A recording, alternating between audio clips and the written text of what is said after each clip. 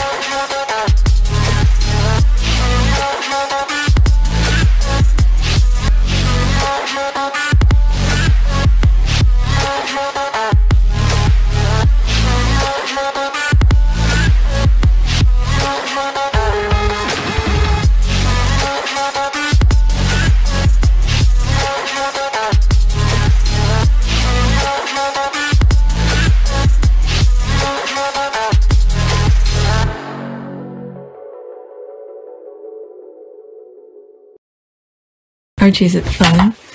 Fun. Fun. After me. Ready? Happy? Happy. New? New? New. Yeah.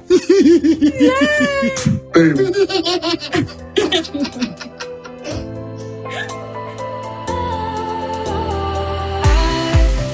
Was wrong to say I wouldn't change a thing, 'cause in the story of our lives, the best of times through color glass, time rolls on enough to let me move on past, but every little now and then it creeps on back to shape my smile.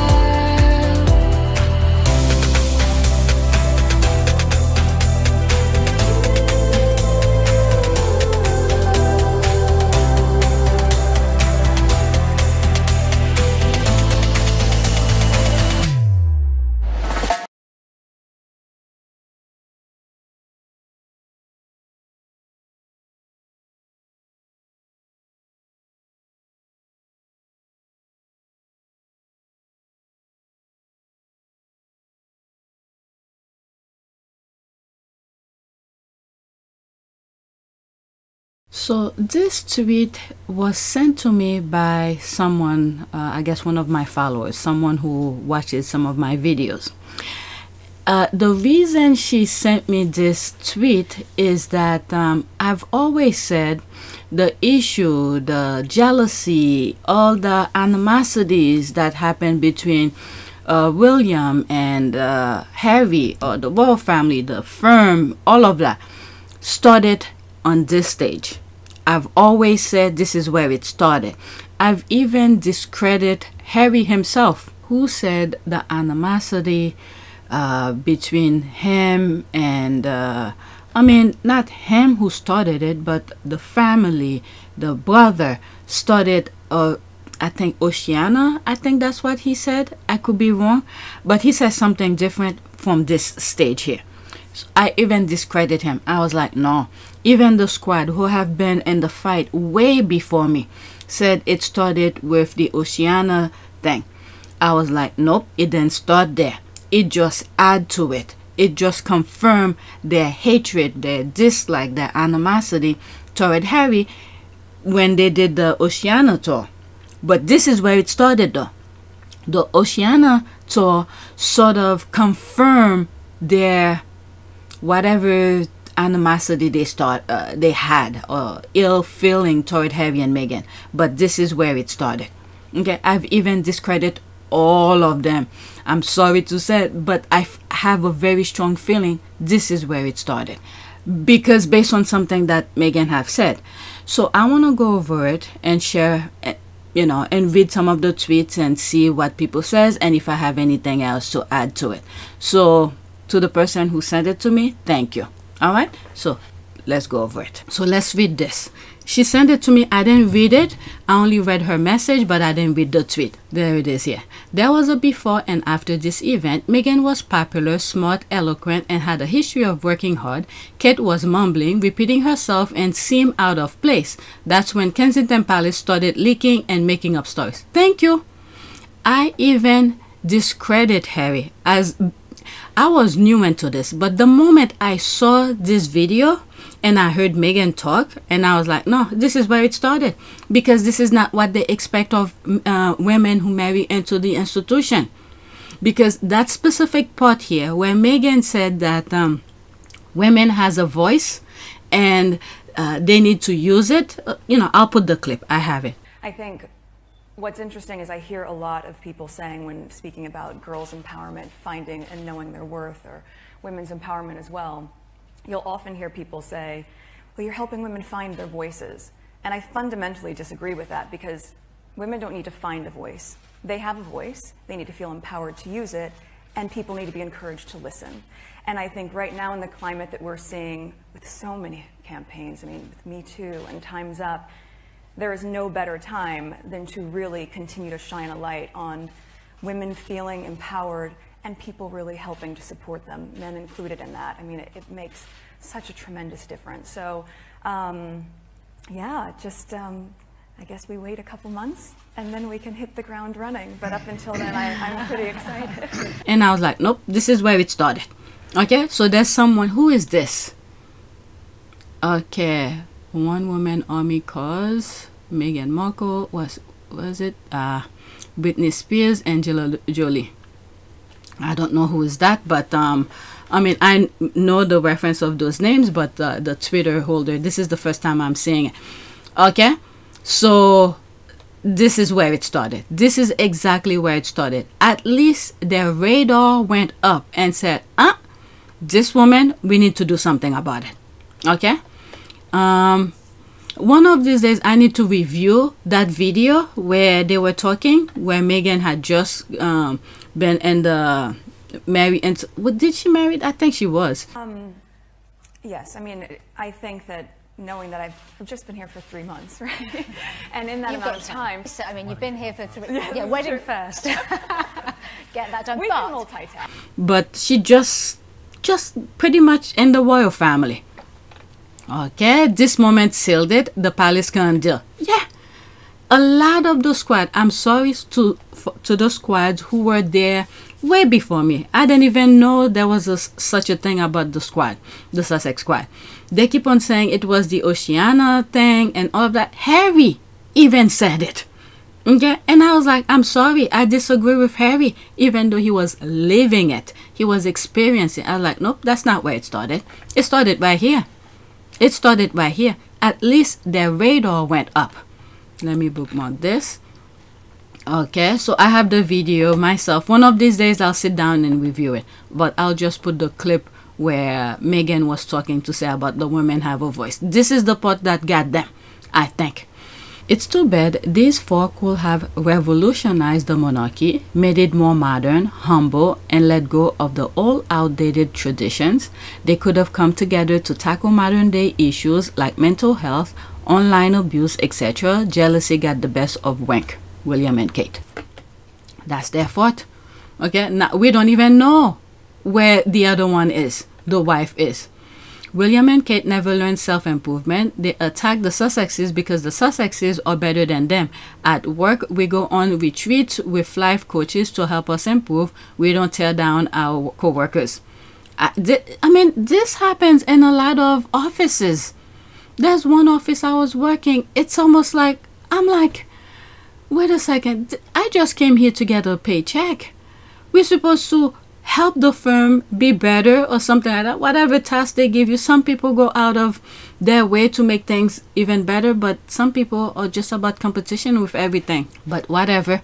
Okay, I remember seeing that on the TV news and thinking, OMG, they aren't going to like this at all. An attractive, confident, articulate, very well educated career woman who unfortunately for Kate made her look less, as her whole life was planned by her mom and wedding a king. The thing with her here, this is her mom know what the institution want. She did well. I'm not saying this is the best way to raise your little girl. I'm not saying that, but she went after what the institution was all about. I even did a video where I said they got what they wanted. Why are they copying Meghan? Because literally this is what they want. Someone who doesn't speak, who doesn't say anything, just like that presenter was saying. One of the reasons Catherine is so popular amongst certain demographics, and I'm going to say older people and men, is because she says absolutely nothing. She's a good little girl who keeps quiet and doesn't complain, doesn't do anything, doesn't rock the boat, and is a very traditional, old-fashioned, mute woman. Kate is exactly what they wanted. But yet, when Harry, on the other hand, had other option, and he lived in the institution, he traveled the world, he sees what the world is lacking. He was putting in the work without, caring who gets the credit or whatever. He was just there to help. So he brought someone in who was already doing the things and passionate. It's very rare. Very, very rare to find a partner that is aligned with your work. Some people don't like to work with their partners because it just doesn't work. But Harry and Meghan find each other exactly on things that they're passionate about. I come across videos where Meghan is saying almost the same thing Harry was saying. That was way before they met. Okay, so they definitely are two couples that are literally about what they do. But the other one, I don't know. She is literally what the institution want. Okay, she wasn't overshadowing people. She couldn't do a speech. She couldn't do any of these. And when you look at Chuck with Princess Diana, okay, Princess Diana improved herself. This is the thing with Princess Diana. She is the blueprint of what these two boys could have done. Harry learned, but the other one did not. But instead, he carried out the same behavior as his father instead of improving. And I don't know. I really don't know. It's very hard to remove what they instill on William. But Harry, on the other hand, I think as he was growing up, knowing he remembered the lifestyle he had with his mother, the fun, the loving, the family aspect of things. Even if Charles wasn't being a father, but at least Harry was able to get it from Princess Diana. So he understood what a family is all about. Who knows what other things Princess Diana tell Harry privately, one-on-one, and all of that. So he got confused after Princess Diana died, and he was left to defend for himself. And some of the things that he went through, I'm not saying this is an excuse, but I think he was confused. He could understand some of the, and I think he said it as well in the Obama Foundation interview with Melody Hobson, is that after his mom died, that put him, he took a step back. He got confused. Did you always embrace this role and responsibility? No, I don't think I understood it. I think what happened to my mum probably put me a step back, thinking, well, how could someone who did so much for the world and did so much for everybody else could be treated like that by a certain institution? So it takes a bit of getting used to. But knowing that his mom was doing good things, but yet they're treating his mom like that. So this confusion he was battling, seeing someone who's doing good but yet was mistreated, and he's going through it himself right now. So it took him a while to get his foot back, to understand. So it takes a bit of getting used to, but as I said, it's once you understand the privileged position that you're in, you've then got to spend the rest of your life earning that privilege and giving back and also gaining the trust and respect of the general public and then using that position for good. I don't know who was helping, guiding him. Maybe his mom in heaven made him meet the right people to pretty much sit him down and said, look, this is what you have. Deal with it. Okay? Make the best of it. So he definitely understands his position. But the other brother, you know, he wants something without working for it, they give it to him. And then he never understands the value of anything, including the position that he's in. All right. So why did I bring all of this? I don't remember. But let's continue. Okay. So pretty much, Kate is what the institution want. They should not even be complaining. But when Meghan married the institution, that changed the game. That changed the game, and all of a sudden, in my humble opinion, they were force-feeding Kate to be like Meghan. Something like that. Meghan didn't become like that overnight. It's two things. You got Meghan's mom guiding her in everyday life issues. Meghan made a... Who knows? I'm just saying, okay? Because as a parent, this is how you raise your kid. Your kid will think they know the world. As they grow, you guiding them and make them learn about the decision that they're making, and it takes years to become what Meghan is. But they wanted Kate to be like Meghan overnight. It doesn't happen, and she will never be like Meghan. But at least you could train her, give her time to learn to do speech, at least the basic of things. Because I'm saying this that doesn't mean I know how to do speech, but for someone in that position, you have to train yourself to be able to do those kind of things. So there, like I said, Princess Diana is the blueprint. Just look at what Princess Diana did. She took a coach to help her and improve. And you could also see through Harry's speeches, he has improved. Okay, probably Meghan gave him a little hint here and there. And then many of these people, the left behinders, they do not like to take constructive criticism. Everything is an attack. When you look at the headline, they always put words that like you're fighting or something. It's a war. There's no war. I mean, I'm just talking in terms of the discussion here. No war between families. Okay, there are constructive criticism that can be taken and then improve on yourself, but instead they think it's an attack. I don't know. But anyway, they could learn from Princess Diana. And then someone cannot change overnight. All right? That's when I knew it wasn't going to work. Meghan dominated the stage intellectually. She outclassed them. The royal family is not used to this. Not only that, in that same interview here where Meghan was talking, there are parts where you could see the interviewer. I don't remember how it said because I only listened to it once and then I only focused on the part where Meghan talked about. They were asking something about, I think, things between family and whatever. And I have to ask you, all the work you do together is great, but working together as family, do you ever have disagreements about things? Oh, yes.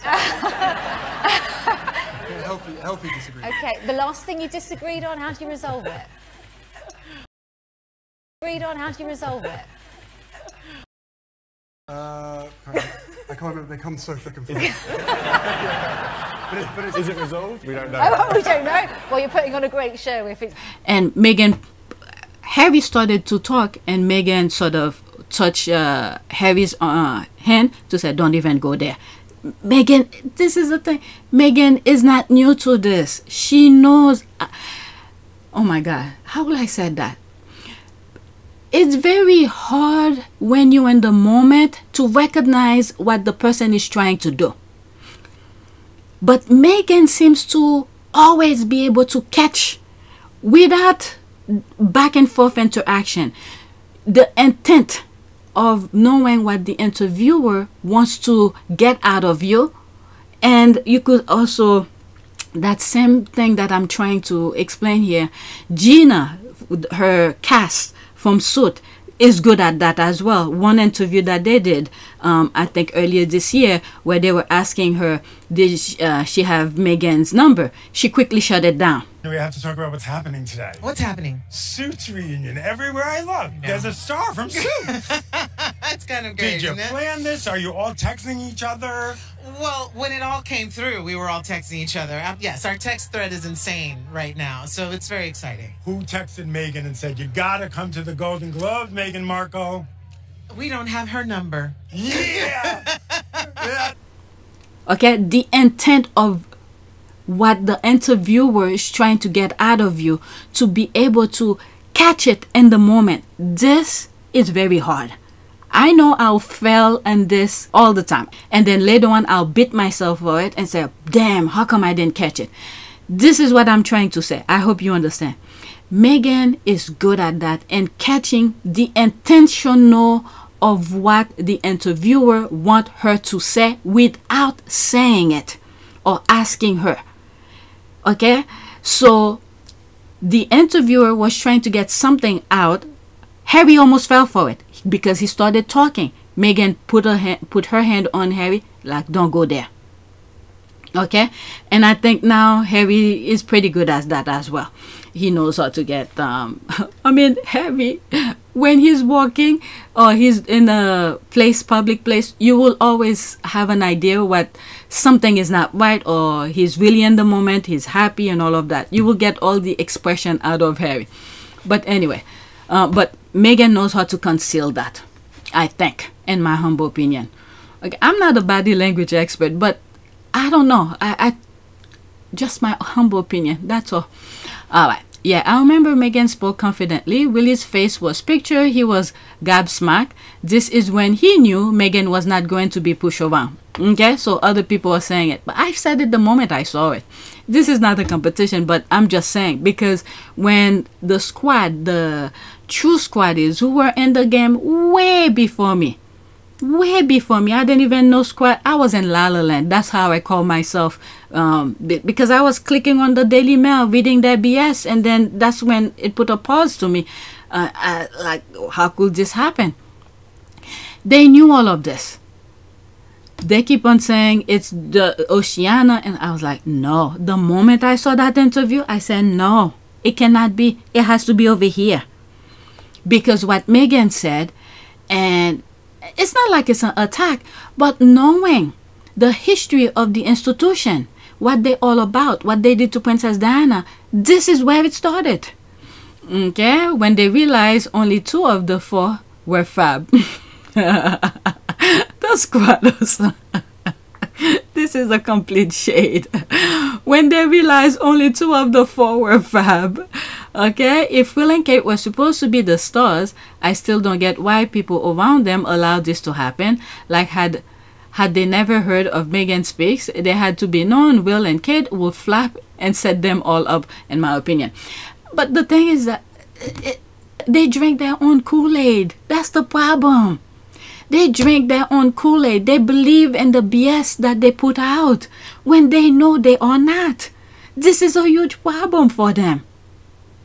This model that they have about spreading their BS and they believe in it has worked for them, because they have people in every post to help them navigate to the full-blown BS they put in themselves. They put on themselves. They're the best, they master race, they all of this. They believe in that because they set rules, regulation to have them just walk through. And then they punish anyone who is not. You could see what's going on right now. Okay? But when reality strikes, they cannot cope. Alright. Also recall, obviously, the firm had already told HRH Princess Meghan to dim her light. That's yeah, from from Oprah, to be 50% less of herself. Been given advice that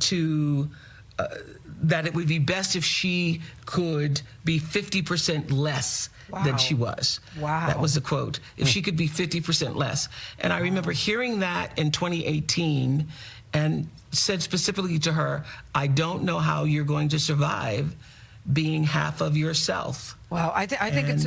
When asked about her short time in the UK, the adjustment, etc., she said, sadly, I'm not able to talk about projects I'm working on behind the scene, Billy, Frilling, and crew were truly shook. Meghan just let you know. I didn't know where she said that. I wish I could see that interview. Okay, instead of appreciate the gift they were giving that will allow them to continue to fund it, and to insecure and petty to see them for the allies and partners they were. Willie couldn't take the world seeing that his brother has accomplished yet again something he couldn't achieve, a beautiful yet intelligent, educated world travel fiance at this point. I can only imagine if Kitty and Meghan ability and achievement. And the thing is that if they just tell Meghan, look, you could do all of this, just let me go cut ribbons, that would have worked for them. But instead, the mentality of them of being evil, they have to be front and center because they've been putting up with BS and then people still clapping for them. This is what they expect. I mean, look at this. He hired Simon Case to kick his brother out. And his brother, who's very smart, know the BS that they're putting themselves in. Them meaning the left behind, William, Kate, and the rest of the royal family. He made sure to let the public know. That's by having the court to review it. Okay, and he spent a lot of money for that because he knows how the institution works. Eventually, they would have changed the narrative, changed the paperwork if it didn't go public already. But they fall right into it. All right, they think, you know, they're winning and all of that. Meanwhile, it's just the truth. Harry wanted to be put out.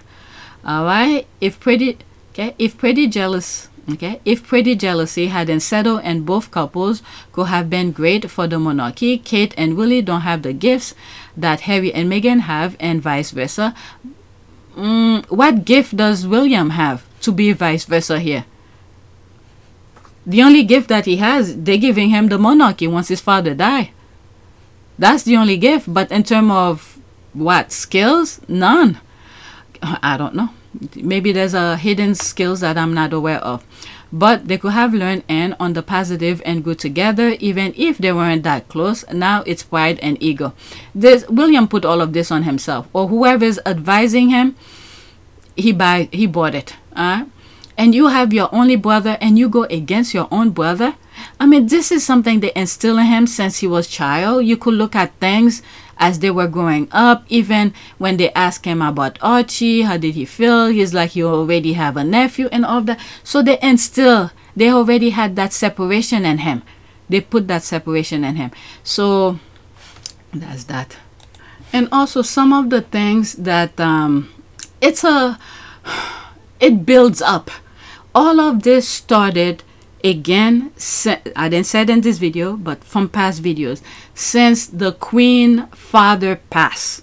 They built on it until they get what they wanted.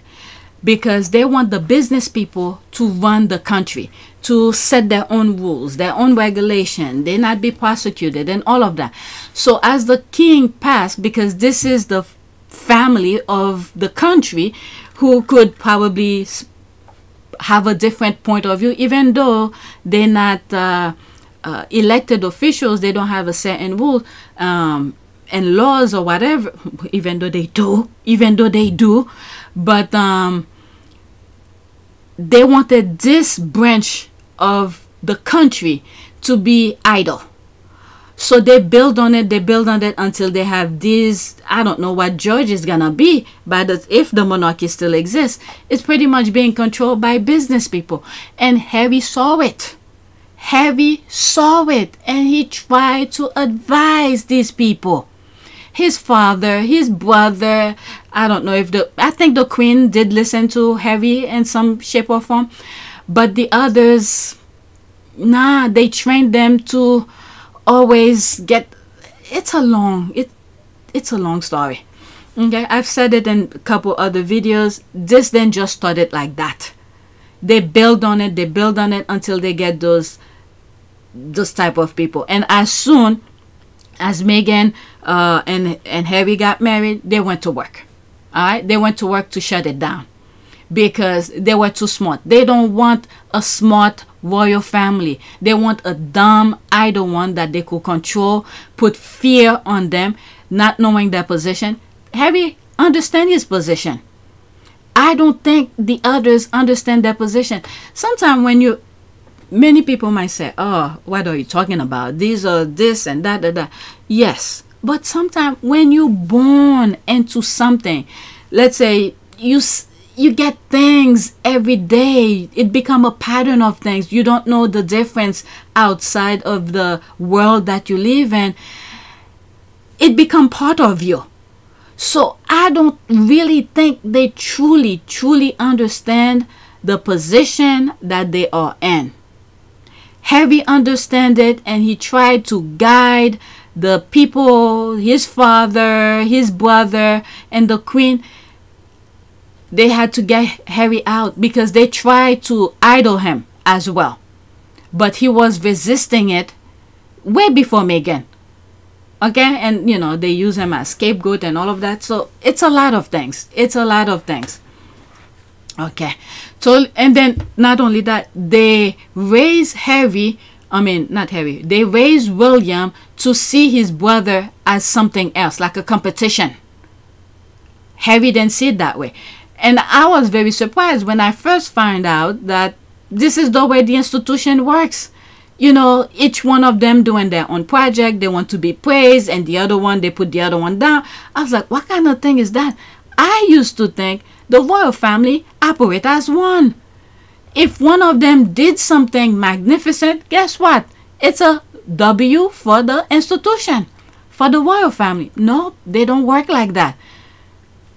Princess Diana did her thing. You will think the institution would be happy. Nope.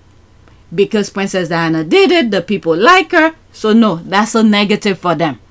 Meanwhile, what have they been doing ever since? They continuously doing stupid things, and they want people to applaud them. You get bag full of cash from a foreign country. People supposed to applaud it. Were you negotiate something for, if it was for the country's benefit, maybe? Or was it for yourself only? Then that's a no-no. So did they offset that money that he got, you know, subtracted from the taxpayers' money? Nobody's asking question at all. If whatever he did, the cash he got, I'm talking in terms of Charles, a bag full of cash, was it some sort of negotiation for the country?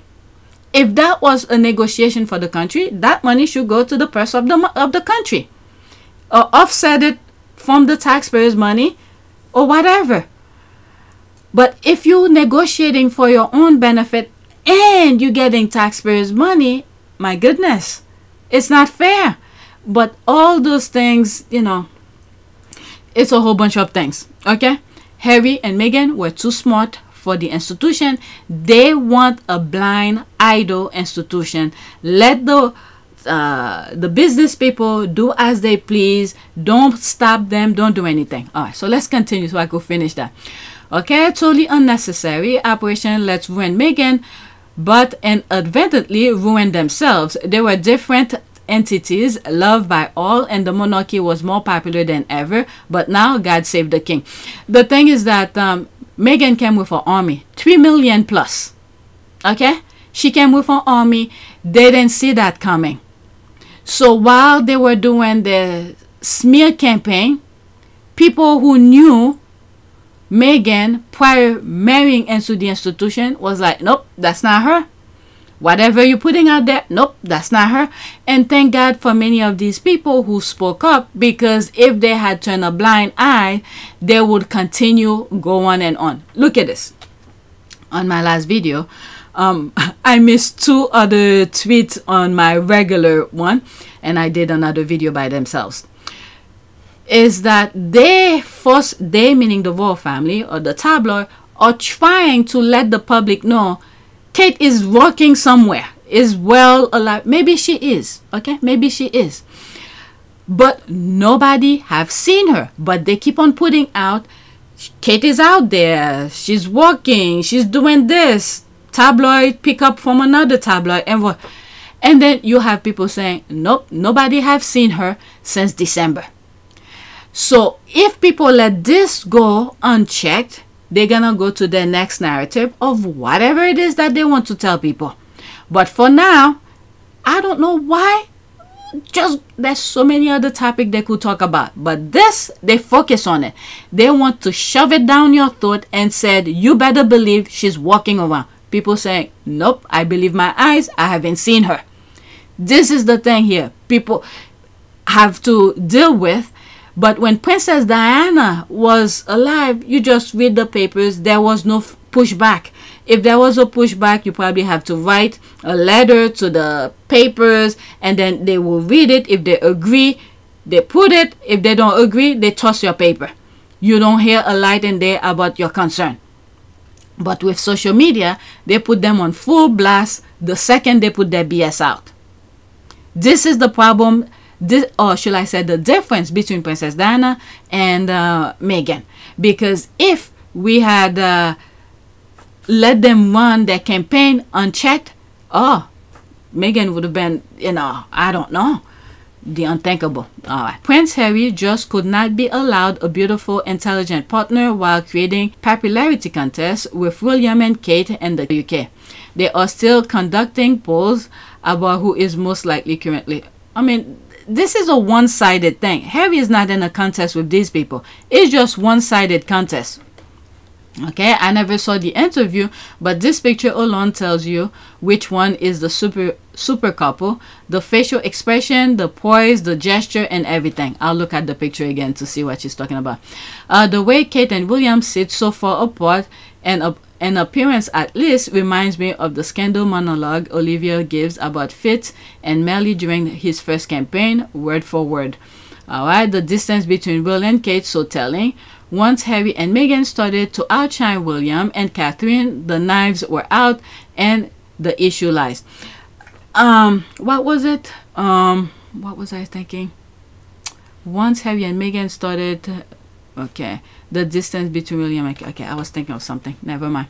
Okay, it went into hyperdrive when they had a successful tour in Australia. Oh, what I was gonna say is that Harry and Meghan are just doing the thing. Remember the interview, even though they said it was scripted, it could have been scripted, but Harry and Meghan still told their truth, okay, on the engagement interview. They were just doing the thing. Harry and Meghan, and Harry believed, as he was in the institution, he was doing things to help people, and brought Meghan to come and help him. So the idea of you doing this for charity and do all of that, this is the thing that they believe in. But they never told them the memo is just to pretend. Harry and Meghan were true to the work. But the people who's running the institution was just a pretending. Look at the moment Meghan was over there. The cookbook. She went over there and visited these people and saying, okay, she didn't say that, but where you human eat every day, why are you only cooking a couple days a week? So what happened to the other days? I answered that myself. And then the lady said, because of funding, right on top of her head, do a cookbook to get money. So the institution was not about that. It wanted them to suffer, be in need of the institution to pretend that they're helping them. The recycle system. Okay, I need to stop. Okay, Kate doesn't have original thought in her head. She needs people to write her speeches and what to say. That's why she's horrible at discussion events. Before outside forces started making their UK lives unalive, Meghan was demonstrate with Harry in public. She always adore and respect them and didn't hesitate to show it. She and they never let anything stop her or them from loving Harry or EO openly. Alright, because of queenship, Kate was hyped beyond belief, and boom, Meghan, a career dignified woman, showed up, and they were all scared because she was fierce, capable. And the thing is that Meghan was on their team. That's the thing I don't understand. She was in their team. Able and smart to make things happen her way. Then the whistleblowers were everywhere. Meghan was on that team, and she, even in that particular interview, she even said she doesn't mind being in the background. Okay, look at the photo. You can see the anger and jealousy festering in his cone-shaped head. Okay, William and Kate thought they could just show up and smile. Okay, there was so much tension at that event. Now we know from Spare it was over. Lip gloss. Oh, so that's where it... Okay, I know what she's talking about.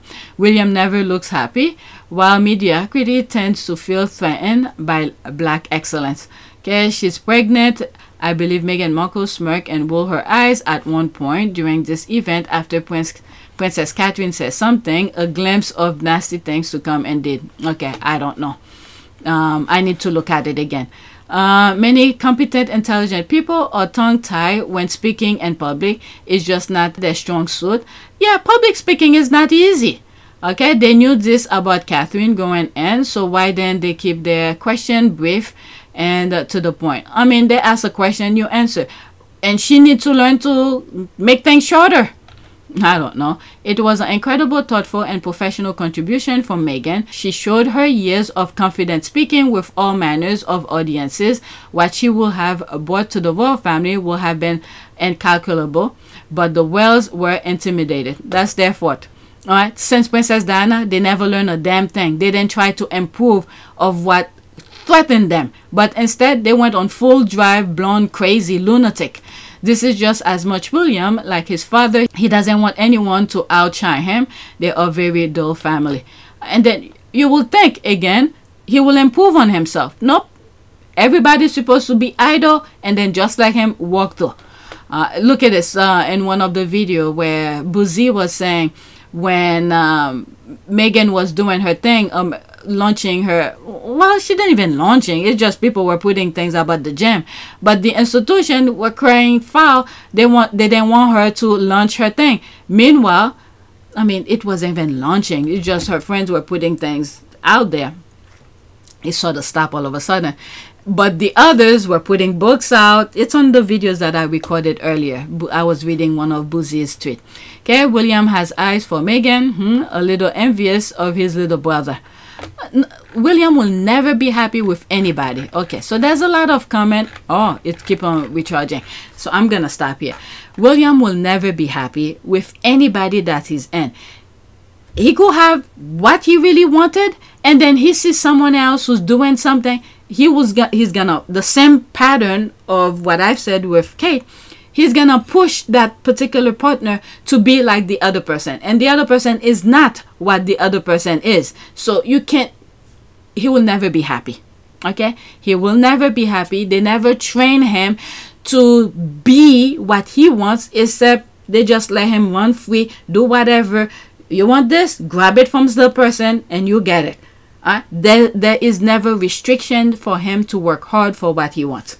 All right, I'm gonna stop here. All right, I just thought, oh, I did say I wanted to look at the face expression. The distance, that's true, there's the space here, and I think this is where Harry was responding to something and Meghan was like, nah, don't go there. She didn't say it, but that touch of the arm to Harry, just don't go there. You don't need to talk more about it. That's what I got out of it. One of these days I'll do a review on this video. Okay, so that's it. Thank you for watching. No, but it's really, I think it's really good that we've got, you know, four different personalities, and you know, we've all got that same passion to want to make a difference, but you know, different opinions, and I think those opinions work really, really well. Working as family does have its challenges, of course it does. Everybody here, the fact that everyone's laughing means that everybody knows exactly what it's like. Look, you know, we're stuck together for the rest of our lives, so. This is true. Togetherness at its Togetherness, finest. yeah. And actually, going to your point as well, actually initially, can you remember the sort of big round tables with the charity partners? You know, it is sometimes hard to find these common grounds where everyone really can get behind and things like that. And actually, that is the challenge. You know, our individuals are all working towards their own ambitions. But if you can, for us as patrons, but also the charity partners, I think you did a fantastic speech recently about everyone collaborating and working together. And in doing so, you can make such a much bigger impact. And 4 heads are better than 1. Well, and thank goodness it's such differing personalities, and that everyone's very communicative, because that's how you can really see bigger change. If everyone's thinking the same way, how are you going to push the envelope? How are you really going to break through in a different sort of mindset? Changing mindsets and all of that is part of this communication that we have constantly. So I think it's part of the reason they've had so much success with Heads Together and whatever we end up working on moving forward. And you encourage that diversity of thinking between yourselves. That's great. Thank you very much. We look forward to hearing much more throughout the morning. Thank you.